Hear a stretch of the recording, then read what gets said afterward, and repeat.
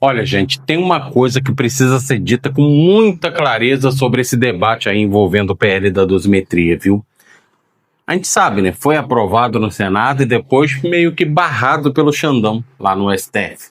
Eu já falava isso há bom tempo atrás, desde a Folha em Foco, que isso seria inconstitucional em vários aspectos, que mesmo que eles aprovassem quando chegasse no STF, ó, e aconteceu, né? Meses depois de eu ter falado sobre isso, aconteceu. Mas veja, a questão não é nem essa, a questão é a seguinte, é que boa parte da população foi levada a acreditar que isso era uma espécie de defesa da justiça, né, da proporcionalidade penal, da democracia e tudo mais, quando na verdade, gente, isso tinha um objetivo político extremamente transparente.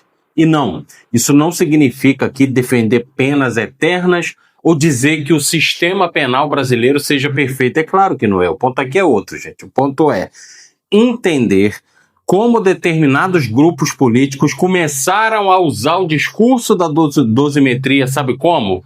Como humanização das penas, né? Como garantismo seletivo, como instrumento para tentar desmontar juridicamente as consequências dos atos golpistas do 8 de janeiro. Ou seja, quando você entende isso, toda essa fumaça, ó, desaparece no ar. Porque vamos lembrar o contexto inteiro da coisa, né? O Brasil sofreu uma tentativa concreta de ruptura institucional. Ninguém aqui vai negar isso, né? Não foi manifestação pacífica, não foi senhorinhas com Bíblia, não foi pessoas revoltadas. Nós tivemos invasão e depredação da Praça dos Três Poderes. A gente teve destruição de patrimônio público, a gente teve ataque organizado contra símbolos da República, a gente teve financiamento empresarial, articulação em grupos digitais, a gente teve tentativa de gerar caos institucional e pressão sobre as Forças Armadas para uma ruptura da ordem democrática. Muito grave, isso é gravíssimo. Isso é gravíssimo em qualquer lugar do mundo, gente. Não é só aqui no Brasil, não, tá? Qualquer lugar minimamente sério, isso é muito grave. Em qualquer democracia consolidada do planeta, isso geraria punições até mais pesadas que as nossas, acreditem. Só que aqui no Brasil, eu diria que existe uma dificuldade enorme por parte da direita e da extrema-direita, né, em aceitar responsabilização quando seus próprios grupos são atingidos, né? A lógica deles é muito simples. Quando o sistema pune pobre, pune preto, pune periférico, pune ali pequeno traficante, ladrão de celular, aí sim, né? Aí o sistema funciona, porque bandido bom é bandido morto. Se for morto, melhor ainda. Aí ninguém fala em garantismo penal, né? Ninguém fala ali em excesso de pena, ninguém fala em abuso do judiciário. Olha que engraçado, né? O sujeito que vai roubar, sei lá, uma comida no supermercado e que leva um tiro e morre, ninguém fala isso. Mas quando a justiça começa a atingir grupos ligados ao bolsonarismo, aí surge subitamente uma preocupação gigantesca ali com direitos individuais, dosimetria, proporcionalidade, abusos judiciais, né? É um garantismo extremamente seletivo, gente. Extremamente conveniente. Todo mundo sabe disso. E é dentro desse contexto que aparece o PL da dosimetria, né? Vendido como um grande avanço jurídico, quando na prática possui ali um endereço político muito evidente, que é enfraquecer a capacidade do nosso judiciário de enquadrar juridicamente ataques contra o Estado Democrático de Direito. Ou seja, através disso, eles querem abrir precedente. Muito perigoso, gente. Porque aqui entra uma questão central que muita gente ainda não entendeu. O Congresso pode legislar? Pode, claro que pode, tá? O Legislativo faz leis, mas existe um detalhe chamado Constituição Federal. E nenhuma lei aprovada pelo Congresso pode atropelar cláusulas constitucionais, tá? Pode atropelar ali princípios estruturantes do Estado brasileiro ou mesmo interferir diretamente em competências típicas do Poder Judiciário, como guardar a Constituição, por exemplo. E é exatamente aí que mora o problema da constitucionalidade dessa pataquada toda. Porque esse PL da dosimetria, eu não acho outro termo que não seja pataquada. Porque a dosimetria de pena, gente, para quem não sabe, já existe no ordenamento jurídico brasileiro. Isso é importante explicar. Não é como se os juízes escolhessem pena aleatoriamente jogando dado. Não, não, não. O Código Penal já estabelece critérios objetivos e subjetivos, inclusive, para fixação de penas. Gravidade do crime, circunstâncias, antecedentes, motivação, consequências, participação individual, conduta social, dentre vários outros elementos. Existe todo um sistema técnico para isso. Então, quando certos parlamentares, eles começam a vender, eles começam a vender aí a ideia de que estavam criando justiça ou impedindo abusos, na prática, sabe o que eles estavam fazendo?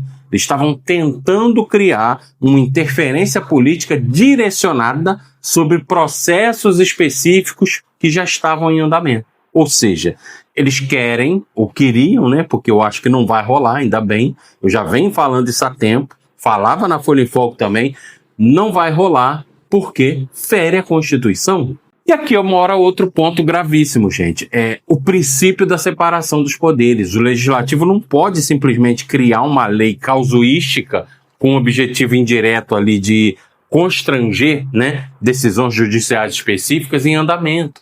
Não pode, gente. Isso fere a lógica constitucional do sistema brasileiro. Porque senão vira uma bagunça institucional. Imagina se toda vez que o judiciário começar a condenar aliados de um grupo político, o Congresso vai lá, corre para mudar a regra do jogo no meio da partida. Isso destrói segurança jurídica, isso destrói estabilidade institucional, isso acaba destruindo o próprio equilíbrio entre os poderes. E foi exatamente isso que muita gente enxergou e certo nesse PL. Uma tentativa de criar uma espécie de anistia indireta disfarçada de debate técnico. Porque perceba a malandragem política da coisa, gente. Eles sabiam que defender a anistia explícita ao 8 de janeiro pegaria mal internacionalmente e até internamente. Eles sabiam disso. Então surgiu uma estratégia mais sofisticada, que é falar em excesso de pena, em humanização, em proporcionalidade, revisão da dosimetria, ou seja, muda-se o nome da operação política para torná-la ali mais palatável. Só que aí entra o STF, E aqui muita gente faz uma leitura completamente infantilizada da situação, como se o Alexandre de Moraes tivesse acordado um belo dia, e decidido sozinho mandar no Brasil. Gente, não é assim que funciona. O Supremo existe justamente para fazer esse controle de constitucionalidade, é para guardar a Constituição. Essa é literalmente uma das funções centrais da Suprema Corte. Se o Congresso aprova uma lei considerada incompatível com a Constituição, cabe sim ao STF analisar isso. Isso acontece em qualquer democracia constitucional do mundo. Nos Estados Unidos, na Alemanha, na França, em qualquer lugar. O problema é que parte da extrema-direita brasileira passou a vender a ideia de que qualquer limite imposto pelo STF aos seus interesses políticos automaticamente seria o quê? Uma ditadura da toga, uma ditadura judicial. Só que, curiosamente, eles adoravam o STF quando o Supremo tomava decisões antigamente alinhadas aos interesses deles, A relação deles com as instituições sempre foi oportunista. Se a decisão favorece o grupo, então o STF é legítimo, Se a decisão pune aliados, vira tirania. Outra coisa, gente, o próprio timing desse PL deixava tudo muito escancarado. Não surgiu do nada ali em abstrato depois de anos de debate acadêmico profundo sobre política criminal brasileira, Não, a gente sabe que não. Ele surge justamente no momento em que as condenações do 8 de janeiro começam a avançar e começam a produzir desgaste político para a extrema-direita. É nesse momento que surge esse famigerado PL da dosimetria, Não é coincidência, eu nem preciso dizer, gente? Política raramente funciona com coincidência. Funciona na correlação de forças. E, sinceramente, essa foi uma das coisas mais irresponsáveis desse debate inteiro. Tentar transformar a tentativa de golpe em crime emocional de multidão. Pelo amor, gente?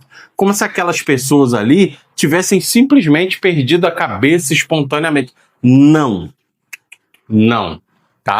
Houve meses de radicalização política, meses de planejamento, meses de acampamentos golpistas, meses de discurso pedindo ruptura institucional, intervenção militar, né? Financiamento, tiveram financiamento, fizeram ali uma articulação digital. O 8 de janeiro não caiu do céu, não foi aleatório, foi uma construção política deliberada. E aí entra outra manipulação muito pesada feita nas redes sociais, né?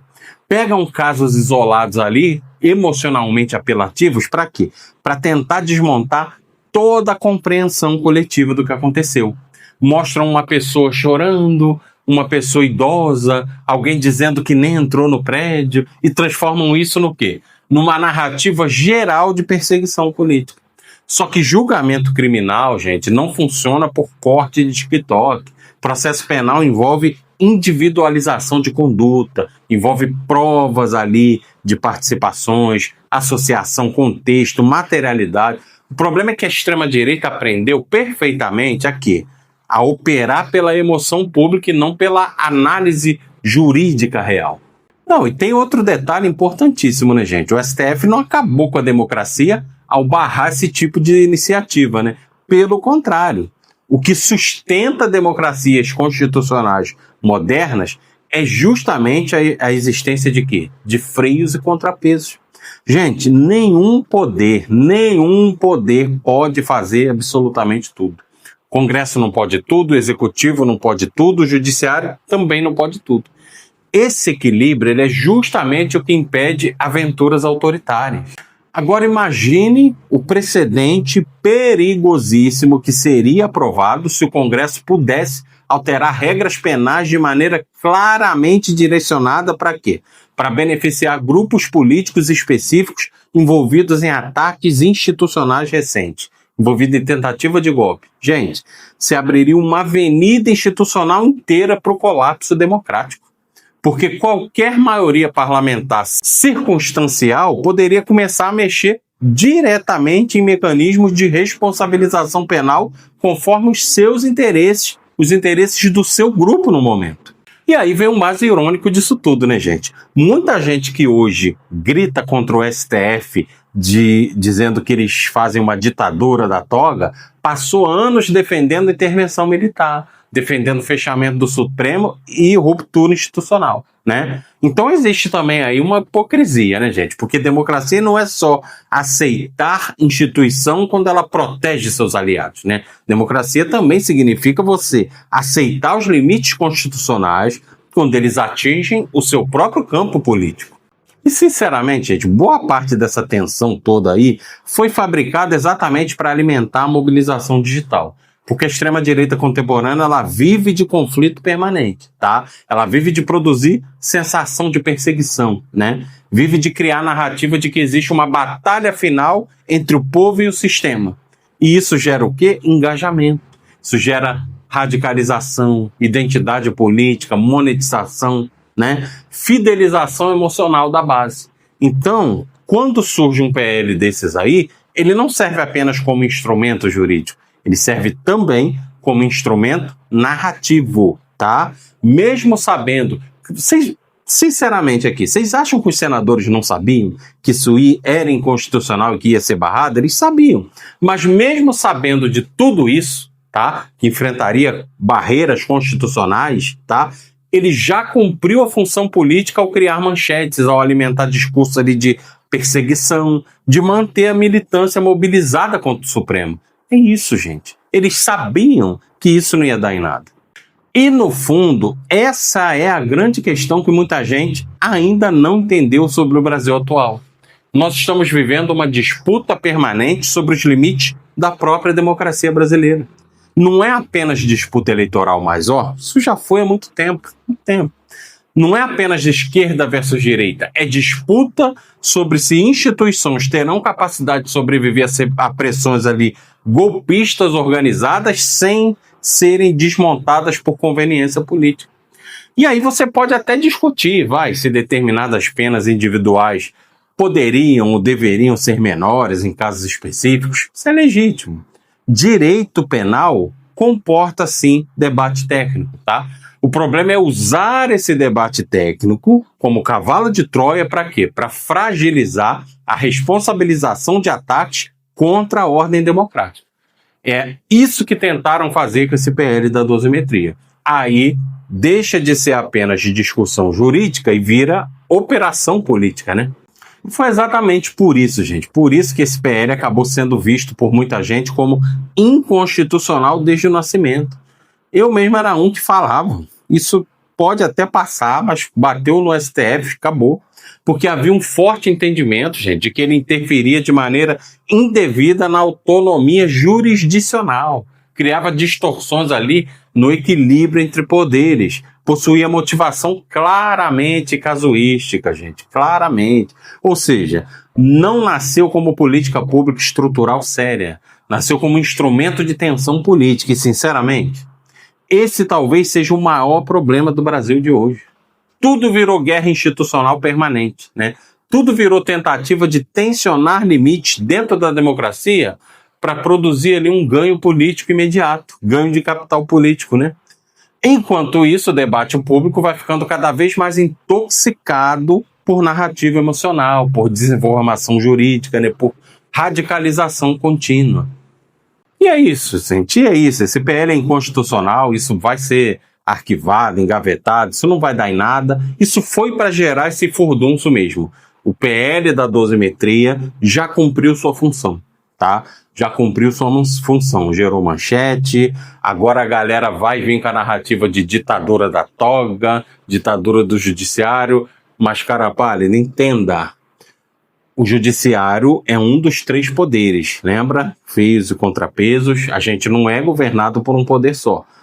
E o STF está cumprindo a sua função. O legislativo não tem o direito, ele tem o direito de legislar, mas não tem o direito de legislar fora das leis, fora da Constituição. E o STF é justamente esse freio. É o freio que vai dizer, olha, isso aí é inconstitucional, tente a outra.